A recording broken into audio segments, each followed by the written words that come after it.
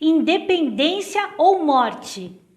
Quem nunca deu esse grito entalado na garganta para se liberar de uma dependência emocional? Pois é, todo mundo já passou por alguma situação dessas na vida ou já presenciou alguém que gosta muito sofrendo de uma dependência emocional. Se a gente for abrir a palavra dependência, a gente tem realmente significados bastante negativos, não é? Porque a dependência ela mostra uma fragilidade, ainda não está pronto, como se tivesse ainda um tempo para amadurecer, é quase como uma impotência, não é? Então, de fato, a dependência emocional é sempre vista desse lado, mas hoje a gente vai falar de um ângulo um pouquinho diferente. Você já reparou que, bom, nós somos seres que habitamos a Terra e se a gente parar para pensar, nós dependemos dela. Essa dependência da água, do sol e dos próprios elementos da Terra faz com que a gente precise dela de uma forma saudável.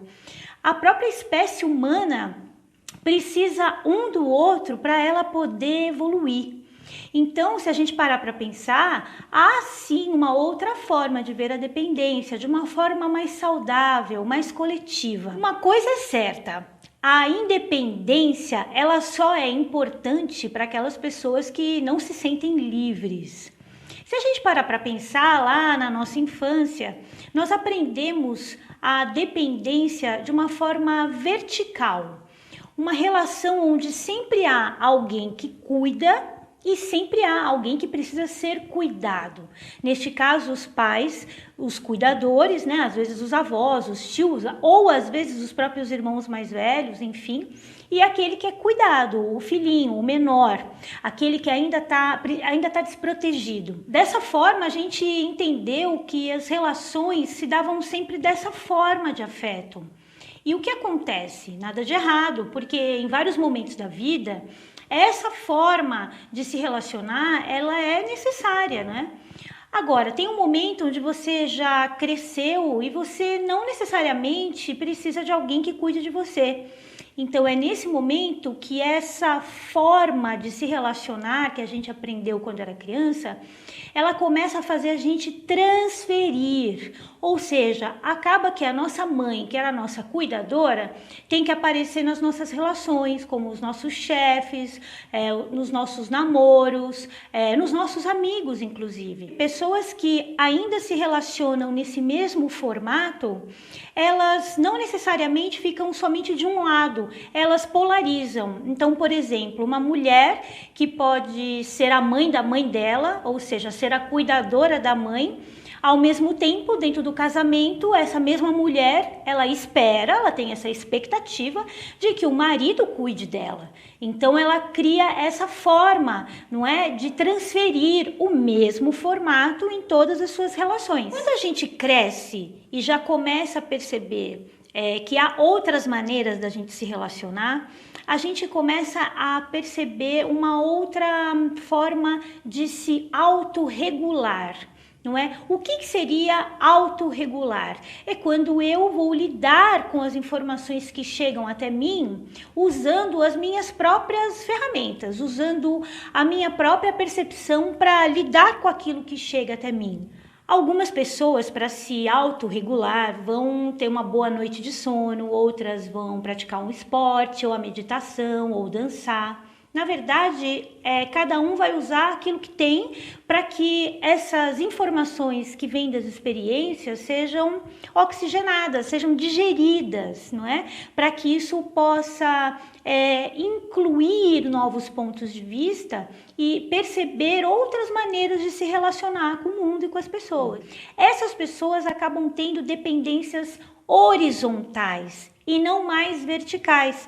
Por quê? Porque elas entendem e elas naturalmente desenvolvem essa habilidade de se autodigerirem e assim trocar com o mundo de uma outra maneira, sem que eu tenha que esperar que o outro faça alguma coisa por mim, que é o que acontece nas dependências verticais, não é? Eu espero que o outro faça por mim, porque assim tem que ser.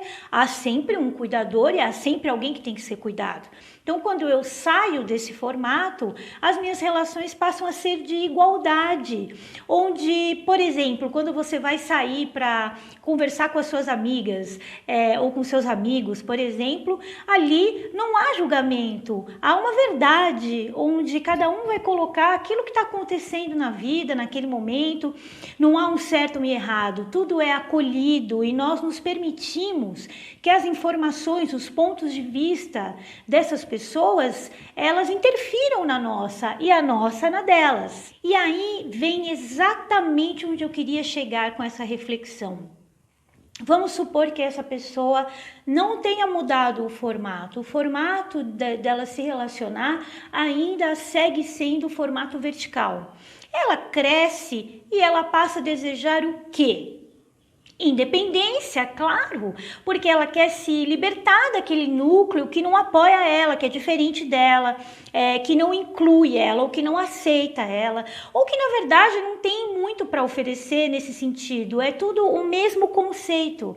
Vamos imaginar que um núcleo familiar ou um núcleo de comunidade, né, um grupo, ele se forma porque ele tem padrões de pensamento, não é? E muitas vezes essa pessoa nasce numa família e nasce com pensamentos completamente diferentes, não é? Então, nesse momento, o que ela vai mais desejar na vida? Independência. Então, é nesse momento que a independência passa a ser um propósito. Ela se desconecta daquele núcleo, daquele passado, daquelas pessoas, porque ela pensa, não, eu mereço mais, eu quero outras coisas, eu não posso ficar presa a isso, não é? Só que o que acontece? Quando nós temos um trauma onde, de alguma forma, não foi absorvido, não foi resolvido, naturalmente, o condicionamento que vai abrir dentro dessas relações verticais é o isolamento. Ou seja, ninguém pode me ajudar, só eu posso dar conta daquilo que acontece comigo. E esse condicionamento, ele vai seguindo ativo na vida da pessoa. Ela se distancia, cresce, alcança a tão desejada liberdade, não é? A tão famosa independência. Só que o formato dela se relacionar com o mundo ainda continua desatualizado, então o condicionamento continua aberto. O que acontece com o condicionamento de isolamento? Vai ser muito difícil essa pessoa permitir que as pessoas se aproximem dela para que ela absorva a informação que vem dessas pessoas e vice-versa. Porque quando isso acontece, a opinião das pessoas, os pontos de vista diferentes, o próprio ponto de vista dela passa a interferir nas pessoas, as pessoas nela. E isso vai fazendo com que haja uma evolução, uma transformação na vida das pessoas. Então, quando o condicionamento do isolamento está aberto, essa proximidade com as pessoas passa a ser impossível. Uma hora eu simplesmente acho que não posso me relacionar com ninguém, porque sou muito diferente, ninguém pode me ajudar. E num outro momento, numa outra polaridade, ninguém quer o que eu tenho para dar. Então, de uma certa forma, esse condicionamento me mantém preso ao mesmo padrão de dependência vertical. Então, se você percebe essa questão da independência muito forte na tua fala, não é? Nos teus pensamentos, se de alguma forma você se vincula a grupos, por exemplo, causas onde a liberdade é importante, não é? Pare e pensa se o formato das relações não estão verticais, porque esse formato vertical, ele definitivamente não é saudável, não é? Para que a gente consiga mudar isso, primeiro eu preciso perceber qual é o formato que eu estou atuando. Só dessa maneira é que eu vou perceber de fato onde é que está a minha coerência das coisas. Reconhecer essa dependência, sem que a gente queira arrancar ela do peito, eliminar ela, é o primeiro passo para a gente amadurecer. E de uma certa forma autorregular nossas emoções, porque o mundo está o tempo inteiro nos dando informações para que a gente possa mudar também. Então isso é necessário, faz parte da nossa espécie. E pense, para uma pessoa livre, para que ela precisa de independência? Bem, se você gostou desse conteúdo, eu peço que você se inscreva aqui no canal, comente o que você achou, como você está lidando com essa percepção. Como é você perceber esses condicionamentos? Comente aqui, compartilhe com quem você ama. Até lá!